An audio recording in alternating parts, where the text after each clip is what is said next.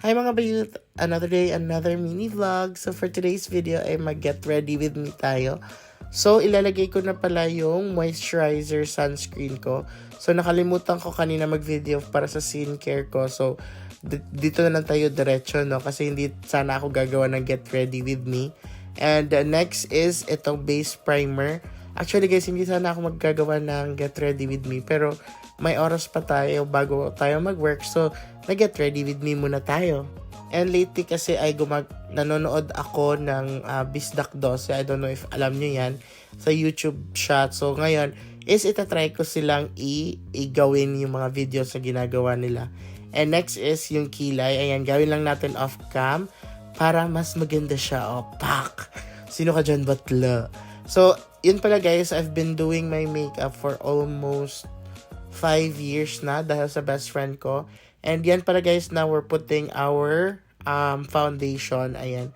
Fit Me by Maybelline. So, ayan. So, hindi naman kasi tayo ganun kakinis. Kaya maglalagay tayo ng foundation. Ayan. So, lagay-lagay lang muna tayo sa mukha. And then, ayan. Dub.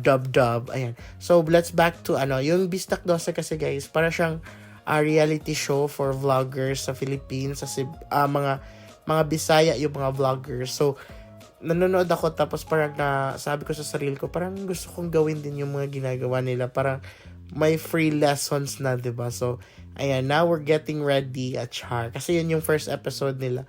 And the next is concealer. Ayan, i-conceal lang natin yung mga kailangan natin itago. Again guys, disclaimer lang ha, hindi po ako professional makeup artist. Nanonood lang po ako sa YouTube para sa mga new techniques. Ayan, purong YouTube lang po tayo. So yun nga, sinabi ko kanina is yung best friend ko po yung nagpakilala sa akin sa makeup. So I've been doing this for almost 5 to 6 years na. And then una is nagpo-foundation lang ako, pero ngayon full makeup na po talaga. And hindi po ito yung drag makeup, guys. Baka kung sino gustong gagawa tayo ng drag makeup, comment down below. Kasi hindi ako marunong. Pero pwede ko namang manood ako ng YouTube channel or whatsoever para lang matutunan yon, di ba? So ngayon guys is a light makeup lang. And then next is a loose powder or magbe-bake lang tayo konti. Actually guys, nilalagyan ko lang is yung kung saan din ako naglagay ng concealer. Kasi medyo white yung concealer ko. So parang ida-darken lang siya nitong loose powder. And then kaya pala tayo nag-get ready with me today is opening ngayon ng YEG Edmonton Airport Departures Area. Char. May mga makikilala kasi tayong VIP guys. Baka maging jowa natin yung isang mga VIP doon. Kaya nag-makeup tayo. And then next is itong regalo ng mga kapatid ko nung Christmas. Bata to o birthday ko. Itong Dior. Diba?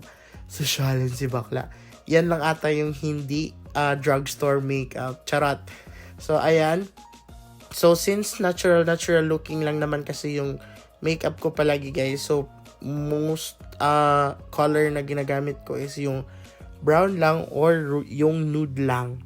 So if parang feel nyo may mali sa ginagawa ko, just comment down below para mabasa ko din and para ma-improve din yung pagmi-makeup natin. Char.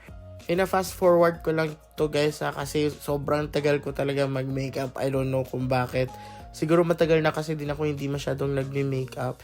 And then next, ito ay drugstore makeup lang din. Actually, nabili ko lang yan sa Walmart. So, ayan, for glitters lang yan and additional color. And yeah, so, and baka bago lang po kayo sa page natin o bago lang nyo lang po nakita yung pagmumukha ko. Ayan, don't forget po to click and follow po. Ayan, para dumami naman po yung followers ng page na to. And then don't forget na lang po din to like. Char!